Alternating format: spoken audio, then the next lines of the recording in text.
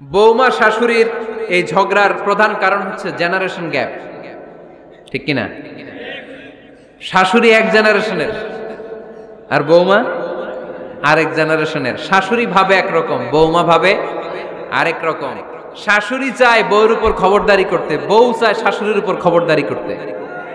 এই ডমিনেটিং এর কারণে কিলাকিলি আছে না নাই? আহা, এটা ঠিক না। আমার শাশুড়ি মায়েরা যারা আছেন, প্রথমে শাশুড়ি দিয়ে শুরু করি। আমার মাইকের আওয়াজ যে ঘরগুলোতে যায়, আমার শাশুড়ি মাদেরকে বলবো, বউদের উপর অত্যাচার করবেন না। ছেলেরে প্রশ্ন করে, তোর কাছে তোর বউ বড় না আমি বড়? আছে না নাই? এটা একটা প্রশ্ন হইল। তোর বউ বড় না আমি বড়? দুইজনেই বড়। তো এক ছেলে সুন্দর উত্তর দিছে, আমার কাছে ভালো লাগছে উত্তরটা শুনে। এক মা প্রশ্ন করছে, তোরে এতদিন আমি লালন পালন করে বড় করলাম, জীবন যৌবন তোর জন্য শেষ করলাম, আজকে বউ পাইয়া বউ তোর আপন হয়ে গেল? এবার ছেলে উত্তর দিছে, মা, আমার মুখ থেকে মা ডাক শোনার জন্য তুমি কি কষ্টটাই না করছো জীবনে। 10 মাস আমারে পেটে ধারণ করলা, খাইতে পারো নাই, বমি করছো, খালি ওষুধ খাইছো, তোমার পেট কেটে আমারে বের করা হয়েছে, 2 বছর আমারে দুধ খাওয়াইছো, পেশাব পায়খানা পরিষ্কার করেছো, বয়স যখন 3-4 তখন তোমার আমি মা ডাকছি। এই মা ডাকটা শোনার জন্য তুমি এত কষ্ট করছো, আর আরেকবারের মাইয়া এই ঘরে আইসাই তোমার মা ডাকা শুরু করছে। যেই মেয়েটা তোমারে মা ডাকে সে আমার আপন হবে না কেন মা? ঠিক কিনা? এই মা ডাক শোনার জন্য তুমি এত কষ্ট করলা, আমার লালন পালন করলা, 10 মাস পেটে ধরলা, পেশাব পায়খানা পরিষ্কার করলা, এরপরে মা ডাক শুনতে পারছে।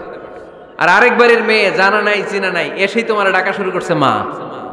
তো যে আমার মারে মা ডাকে তার স্থান তো আমার কলিজায়, ঠিক কিনা? শাশুড়ি আম্মারা যারা আছেন, প্লিজ বৌমাদেরকে কষ্ট দিয়েন না। অনেক শাশুড়ি আছে পান থেকে চুন খসলে রেগে যায়, পদে পদে স্ত্রীর ভুল ধরে, বউয়ের ভুল ধরে, আছে না নাই? এটা করবেন না। সে তো নতুন, আপনার অনেক এক্সপিরিয়েন্স হতে তার সময় লাগবে, তাকে সময় দিন, তাকে ভালোবাসুন, ঠিক কিনা? না বুঝে সামান্যতে বৌমারে বদদোয়া দেয়, এরকম আছে না নাই? কিন্তু বুঝতে চায় না, বৌমারে যদি বদদোয়া দেয় তাহলে তার নিজ ছেলের পরিবারের ক্ষতি, পেটে ধরা যে ছেলে, ছেলের পরিবারের কিন্তু ক্ষতি, তার আপন নাতি নাতনিদেরই ক্ষতি। আওয়াজ করে বলেন ঠিক কিনা? বৌমাকে বদদোয়া দিয়েন না। বৌমাকে নিজের মেয়ের মতো দেখবেন। সমাধান আমি দিচ্ছি, কেমন দেখতে হবে? নিজের মেয়ের মতো। নিজের মেয়ে সকালে ঘুম থেকে ওঠে 11টা, ওইটা সমস্যা নাই। বৌমা কেন উঠলো না, ওইখানেই ঝামেলা, আছে না নাই? মেহেরবানি করে আপনার বৌমাকে আপনার নিজের মেয়ের মতো দেখেন। নিজের মেয়েরে যেমনি আদর করেন তাকেও অমনি আদর করেন। আপনার বৌমারে যদি আপনি কষ্ট দেন, মনে রাখবেন আপনার নিজের মেয়েটাও আরেকবারের বউ হয়ে কয়েকদিন পরে যাবে। আপনি যা যা করবেন আপনার মেয়েকেও তারা ওই রকম কষ্ট দিয়ে বাড়িতে ফিরিয়ে দিবে। চিল্লায় বলেন ঠিক কিনা? খবরদার, টিট ফর ট্যাট। ইট্টি মারলে পাটকেলটি খেতে হয়। এজন্য শাশুড়ি আম্মা জানারা যারা আছেন, বৌমার সাথে খারাপ আচরণ করবেন না মেহেরবানি করে। তাকে আপনি কষ্ট দিলে আপনার নিজের মেয়েটাও আরেক বাড়ির বৌমা হবে, সেও ওই বাড়িতে এই কষ্টগুলো ভোগ করবে। এগুলো যখন আপনি শুনবেন তখন আপনার চোখ দিয়ে পানি পড়বে কি পড়বে না? পড়বে। এবার আসেন বৌমার কথা বলি। বৌমা যারা আছেন মেহেরবানি করে, বৌমা যারা আছেন মেহেরবানি করে আপনার শাশুড়ি আম্মাকে নিজের মায়ের জায়গায় রাখবেন। আপনার বাড়ি ছেড়ে নতুন বাড়িতে আসছেন, তো এটাই তো আপনার বাড়ি। আপনার মা রেখে দিয়ে নতুন মা পাইছেন, এটাই তো আপনার মা। তো ওনাকে মায়ের জায়গায় বসাতে আপনার সমস্যাটা কোথায়? বৌমারা খেয়াল রাখবেন, আপনি আপনার শাশুড়ির সাথে যে আচরণটা করতেছেন, আপনার শেষ বয়সে আপনার ছেলের বিয়ে দেওয়ার পরে যে বৌমাটা আসবে ওই আচরণই আপনাকে ফিরিয়ে দিবে। The nature has its own return. প্রকৃতির একটা মাইর আছে, এটা শেষ মাইর, এটা শেষ খেলা। প্রকৃতির খেলা বড় খেলা। আপনি আপনার শাশুড়ির সাথে যে আচরণ করবেন, আপনার শেষ বয়সে আপনি একদিন শাশুড়ি হবেন, এটা মাথায় রাখবেন। ওই আচরণই আপনি ফিরে পাবেন। আওয়াজ করে বলতে হবে ঠিক কিনা? এজন্য 9 নাম্বার পয়েন্টস হচ্ছে মিউচুয়াল রেসপেক্ট। সবাই যেন সবাইকে ভালোবাসি। দোষ ছাড়া মানুষ নাই। সবার দোষ আছে, আমরা যেন একে অন্যের দোষ না খুঁজি। বৌমারা, আপনাদের কানে যদি আমার মাইকের আওয়াজ যায়, অল্প কিছু টেকনিক অবলম্বন করলে আপনি আপনার শাশুড়ির মন জয় করতে পারবেন। শাশুড়িরা আসলে বেশি কিছু চায় না, আগের জামানার মানুষ তো, এদেরকে ওইভাবে হাত করতে হবে। মাঝে মাঝে একটু শাশুড়ির মাথায় তেল দিয়ে দেন, চুলে তেল দিয়ে দিবেন আর কি, মাঝে মাঝে চুল আশ্রয় দিবেন, এগুলো কিন্তু খুব পছন্দ করে শাশুড়িরা। ওনার প্রেশারটা একটু মেপে দিবেন, ডায়াবেটিক্সের ওষুধটা খাইলো কিনা সময় মতো খোঁজ নিবেন, কি পছন্দ করে খেতে একটু রান্না করে দিবেন। যেই বক্তার ওয়াজ শুনতে পছন্দ করে ওই বক্তার ওয়াজগুলো ডাউনলোড করে শাশুড়ি আম্মাকে দিবেন, ইসলামী বই দিবেন। দেখবেন বয়স্ক নারীরা মাহফিল যেতে খুব পছন্দ করে, ওয়াজ শুনতে খুব পছন্দ করে, নবীদের কাহিনীগুলো শুনতে পছন্দ করে। বসায় বসায় একটু কাহিনীগুলো শোনাবেন। বাইরে বেরোলে জিজ্ঞেস করেন, আম্মা আপনার কিছু লাগবে কিনা। আর একটা টিপস আছে, চুল যখন আশ্রাবেন আর শাশুড়ির মাথায় যখন তেল দিয়ে দিবেন, তখন অতীতের কথা জিজ্ঞেস করেন, দেখবেন অতীতের স্মৃতিতে হারিয়ে গিয়েছে আপনার শাশুড়ি। কি জিজ্ঞেস করবেন জানেন? জিজ্ঞেস করবেন, আম্মা জান, মুক্তিযুদ্ধের সময় আপনার বয়স কত ছিল? ওই সময় মুক্তিযুদ্ধের সময় আপনাদের এলাকায় কি কি হয়েছিল মা? আরেকটা প্রশ্ন করবেন, মা বিয়ের সময় আপনি কেমন ছিলেন? ওই দিন দেখবেন বুড়ি আর বুড়ি নাই, জুয়ান হয়ে গেছে। ওই দিন বলবে, মা আমি অনেক সুন্দরী ছিলাম, আমার মাথায় অনেক চুল ছিল, আজকে নাই। আমগো গ্রামে আমার সাথে সুন্দরী মাইয়া ছিল না। অতীতের স্মৃতিতে, স্মৃতি হাতরাতে হাতরাতে তিনি হারিয়ে যাবেন। জিজ্ঞেস করবেন যে, মা শীতকালে আপনাদের দেশে কি পিঠা বানাতেন আপনি যখন ছোট ছিলেন, আপনার বাপ চাচারা কি করতো? এগুলো জিজ্ঞেস করলে উনি স্মৃতির পাতা হাতরাতে হাতরাতে চোখ দিয়ে দাঁড় দাঁড় করে ওনার পানি ঝরতে শুরু করবে। আপনার জায়গায়, ওনার হৃদয়ের মনি কোঠায় এমন জায়গায় পৌঁছবে, আপনার ছাড়া উনি কিছুই বুঝবে না। বৌমারা, এই অল্প কিছু টিপস অবলম্বন করে আপনারা আপনাদের শাশুড়ির মনকে জয় করতে পারেন। শাশুড়ি বৌমার দ্বন্দ্ব আমরা চাই না, আমরা চাই শাশুড়ি বৌমাকে নিজের মেয়ের মতো জানুক, আর বৌমা শাশুড়িকে আপন মায়ের মতো ভালোবাসুক, ঠিক কিনা?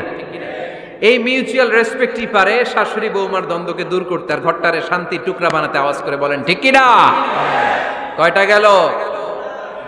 আর আছে কয়টা? দোয়া করবেন একে অপরের জন্য। দোয়া, সাইয়েদনা ইব্রাহিম ফ্যামিলির জন্য দোয়া করতেন, রব্বি জাআলনি মুকিমাস সালাতি ওয়া মিন যুররিয়াতি রব্বানা ওয়া তাকাব্বাল দুআ।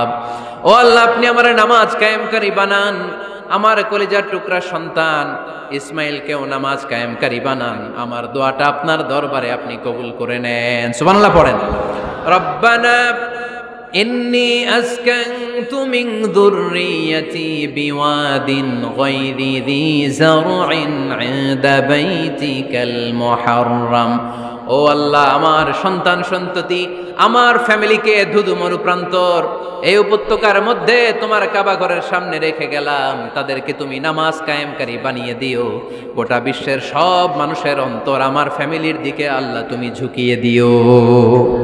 ওয়ারযুকহুম মিনাস সামারাত, ফলমূল দিয়ে আল্লাহ তুমি তাদেরকে রিজিকের ব্যবস্থা করে দিও। তার মানে সব নবীরা তাদের পরিবারের সদস্যদের জন্য দোয়া করতেন কি করতেন না? আবার কোরআন আমাদেরকে শিখালো, রব্বানা হাব লানা মিন আজওয়াজিনা ওয়া মিন যুররিয়াতিনা কুররাতা আ'য়ুন ওয়াজআলনা লিল মুত্তাকিনা ইমামা। ও আল্লাহ, এমন নেককার সন্তান, এমন নেককার স্ত্রী আপনি আমাকে দান করেন যাদের দিকে তাকালে আমার চোখ দুইটা ঠান্ডা হয়ে যায়। চক্ষু শীতলকারী স্ত্রী দেন। বিয়ে যাদের হয় নাই, ইয়াং ছেলেরা এই দোয়াটা করবা। বিয়ের জন্য দোয়ার দরকার আছে না নাই? প্রতিদিন এই দোয়া করবা, আল্লাহ এমন স্ত্রী দেন, এমন জীবন সঙ্গিনী আপনি আমাকে দেন, এমন লাইফ পার্টনার দেন যার দিকে তাকালে আমার চোখ জুড়িয়ে যায়। এমন সন্তান আল্লাহ আপনি আমার ফ্যামিলিতে দেন যাদের দিকে তাকালে আমার চোখ দুইটা ঠান্ডা হয়ে যায়। নেককার সন্তান, নেককার স্ত্রী আল্লাহর কাছে দোয়া করে চেয়ে নিতে হয়।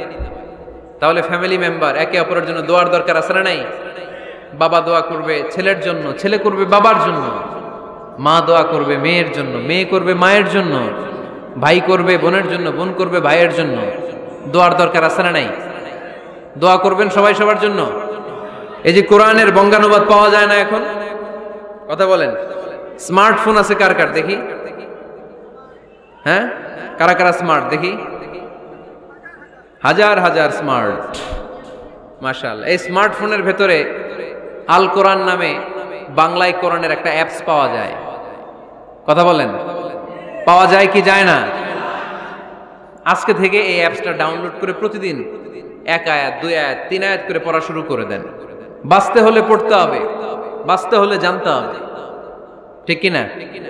এই স্লোগান আমাদেরকে শিখায়। এই স্লোগান তো আল্লাহ, এই স্লোগান দিয়েই তো আল্লাহ কোরআন শুরু করছে, ইকরা বিসমি রাব্বিকাল্লাযী খালাক। বাঁচতে হলে জানতে হবে, বাঁচতে হলে পড়তে হবে, পড়ার কোনো বিকল্প নাই। আওয়াজ করে বলেন ঠিক কিনা? সুজানগরের রায়েরা, মোবাইলের অ্যাপসের ভিতরে আমরা কোরআন রাখতে রাজি আছি তো সবাই? হাদিসের অ্যাপস ডাউনলোড করতে রাজি আছি তো? বাস রাজি আছি, ডাউনলোড করে রাইখা দেবো, আর কেউ পড়বো না নাকি? হ্যাঁ, প্রতিদিন একটা আয়াত হলেও যেন আমরা পড়ি। আল্লাহ যা বলা দরকার সব বলে দিয়ে গেছে, নতুন করে আর কিছু বলবে না। আমরা যেন পড়াশোনা করি, আমরা যেন একটা পাঠাগার বানাই। আবারও কখনো আসার সুযোগ হলে আমি জিজ্ঞেস করবো, যদি আমার মনে থাকে, যে আপনাদের পাঠাগার আছে কার কার ঘরে। সেদিন সবার হাত তুলতে হবে, এমনি পারা যাবে তো? আল্লাহ তুমি তৌফিক দাও।